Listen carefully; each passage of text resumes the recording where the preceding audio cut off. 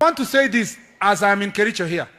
I find it unfair that many people, especially the church, the media, and our critics, are criticizing President William Ruto, not based on the facts, on the things we are doing, but it's a criticism that is laced with tribalism. I find it unfair that President William Ruto is not being compared with President Uhuru Kenyatta, is not being compared with President Mwai Kibaki, he is not even being compared with President Jomo Kenyatta. Because of the disease and mentality of tribalism, every critic of William Ruto is comparing him with Daniel Arap Moi. Now, if you listen to that video carefully from Kipchumba Murkomen, he's trying to insinuate that William Ruto is being compared to Moi, not any other president in this country. In that it's a tribal war that we are making online against William Ruto and of course his regime. Now, he's trying to insinuate that there's a tribe that is fighting William Ruto because he's a Kalenjin. And that the criticism that we are making towards his side in the country, it is tribal-based. That's going to form the basis of this analysis here today. But kindly, before I take you through, if this is the first time you are watching our videos, please make sure that you subscribe, like, and comment, because that is the best support you can always give this channel. My name is Murkomen.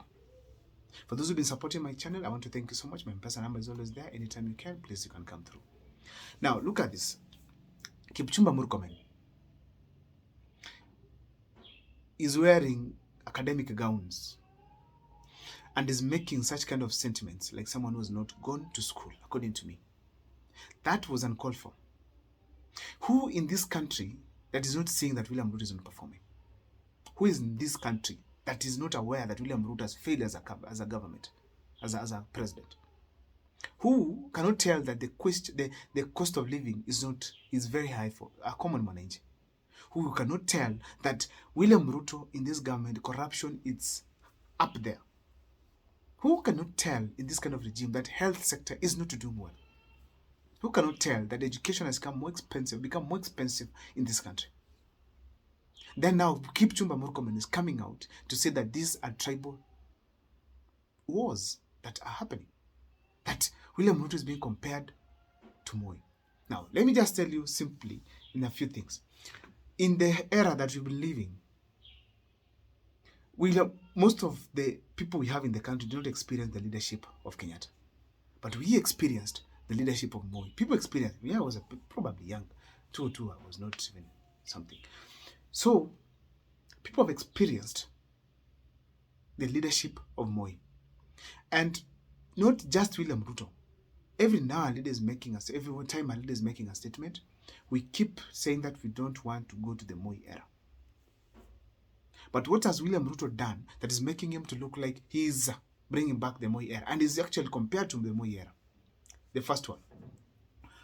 William Ruto is one of the people who have been anti-government, anti the new constitution. He campaigned against the new constitution back in 2010. He campaigned against the new constitution. But nevertheless, the constitution passed. He didn't want a change from Moi's time to this time. That's the first one. Second one, after William Ruto took power, first thing that he did is to merge parties. To buy parties, to buy some politicians from various parties. Those who had won from various parties, that some of them were in Azimio, they were bought, joined William Ruto. That's how he got the majority in the National Assembly. So to be honest, that is one of the ways of killing multipartyism in this country. You buy people using money. Secondly, William Ruto has been using the Moi tactics to gain the political support. What do I mean? He has been going to churches just like Moi did. Visiting right, left, and center. Going from church to church every weekend. That is the tactic of Moi. I hear that Moi used to go to churches, particularly in Mount Kenya. That is the same tactic that William Ruto has done until now churches are rejecting him because churches are saying, no, wait, you can't promise and this and you don't do it. To make matters more worse, that now makes the youth of this country relate much more to Moi. It's the abductions that we're experiencing in the country. Moi, I hear this during his time. It's when if you speak against the government, you disappear. You appear when you are dead or in jail. Or maybe something done to you, some other thing like being castrated. Terrible things happen to you. Who is doing that? Did we see that in Uhuru? Abductions? No. We've seen abductions right here in William Ruto's government. Kibaki did not abduct people. Uhuru Kenyatta Not that much. And actually, we didn't see abductions except those who are suspected to be Al-Shabaabs. But now William Ruto is directly to those who criticize him. They get abducted. Some of them appear dead. And then this guy comes up on church, speaks like nothing happened yesterday. So during his time, this is when we have had the Moi activities taking place. What is wrong if it's compared to Moi? What is wrong if it's compared to Moi? Killings. During William Ruto's time, this is when people have been killed. Look at the likes of Mark Masai. Is it Mark Masai? The guy who was shot in Nairobi? Let's talk of the people, the Denzel who was found in Akwari dead because of occupation of parliament. That was very wrong. Why did you kill somebody who was simply protesting? Showed his TikTok video that he was in parliament to Mefika. He didn't have anything in his hand. He didn't have a gun. He didn't have even he had just a phone, a flag, and perhaps water. But this guy was eventually found dead in Akwari, floating on water, killed in William Ruto's government. Those activities that took place during Moi's time. That is why it's compared to Moi. Mr. Murkomen, that's why it's compared to Moi. Now, Murkomen is trying to bring tribalism to the current criticism that is happening to William Ruto. But let me remind you a few things as I wind up with this video. When William Ruto needed to win the election in 2022, he went for Kikuyus. And Kikuyus gave him how many million? 4 million votes. And that is how he became the president of this country. In 2022, the most generous people that we've had in the entire election are Kikuyus. I'm going to do an extensive video on that. To just answer Kipchumba Murkomen. So when William Ruto was received 4 million votes from Kikuyus, bestowed him the power. Then William Ruto goes back to impeach the person who was used to get the 4 million votes. Who is a tribal here? Who is careless in this scenario? Who does not care about the other? Who is fighting the other tribally?